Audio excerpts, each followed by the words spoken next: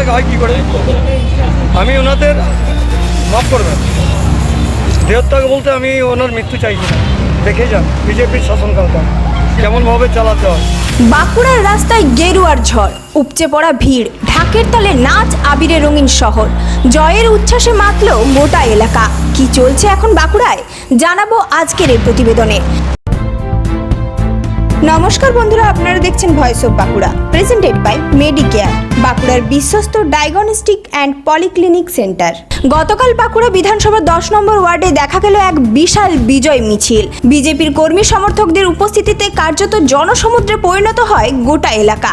জয় শ্রীরাম ধ্বনিতে মুখর হয়ে ওঠে চারিদিক। ঢাকের তালে, আবিরের রঙে, নাচে গানে উৎসবের আবহ তৈরি হয় রাস্তায়। এই মিছিল শুরু হয় স্কুলডাঙ্গা থেকে, মাচানতলা মোড় হয়ে রামপুর এবং শেষ পর্যন্ত আবার স্কুলডাঙ্গাতে এসে শেষ হয় এই বিশাল কর্মসূচি। এই বিজয় মিছিলে উপস্থিত ছিলেন বাঁকুড়া বিধানসভার নবনির্মিত বিজেপি প্রার্থী নীলাদ্রি শেখর দানা। কি বার্তা দিলেন তিনি? মুখ্যমন্ত্রী তো আজকে প্রেস কনফারেন্স করেছিল, তো উনি বলছেন যে আমি পদত্যাগ করব না। হ্যাঁ, বলবেন দেহত্যাগ না হলে পদত্যাগ হয় কী করে? আমি ওনাদের মাফ করবেন, দেহত্যাগ বলতে আমি ওনার মৃত্যু চাইছি না। দেখে যান বিজেপির শাসনকালটা কেমনভাবে চালাতে হয়। তো উনি কোনোদিনই কোনো কিছু স্বীকার করেন না, তাই উনি কি না বলে উনি নিজেই জানেন না। কোথাতে বলে ছাগলে পাগলে কিনা বলে ছাগলে কিনা খায়, কিনার হচ্ছে সেই কথা। তিনি গণতন্ত্র মানেন না, তিনি গণতন্ত্রকে বিপন্ন করে দেওয়ার জন্য যথেষ্ট।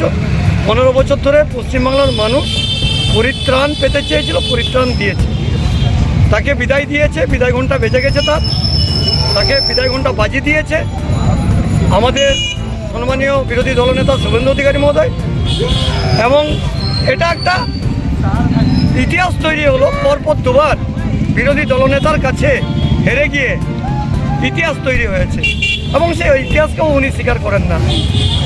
তাই এই বাংলার যে ভৌগোলিক অবস্থান, সেই অবস্থানকে ফিরে পাওয়ার জন্য আমাদের গণদেবতারা তাদের মতামত প্রকাশ করেছেন।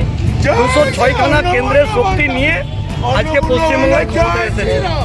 আজকের এই বিজয় মিছিল শুধু উদযাপন নয়, এটি ছিল জনসমর্থন ও রাজনৈতিক আবেগের এক বড় প্রকাশ। এখন নজর ভবিষ্যতের দিকে। 15 বছরের অধ্যায়ের পর শুরু হলো নতুন অধ্যায়। ক্ষমতার পালাবদল কি আনবে বাস্তব পরিবর্তন? মানুষের আশা কি এবার পূরণ হবে? এখন সেদিকে তাকিয়ে গোটা বাংলা।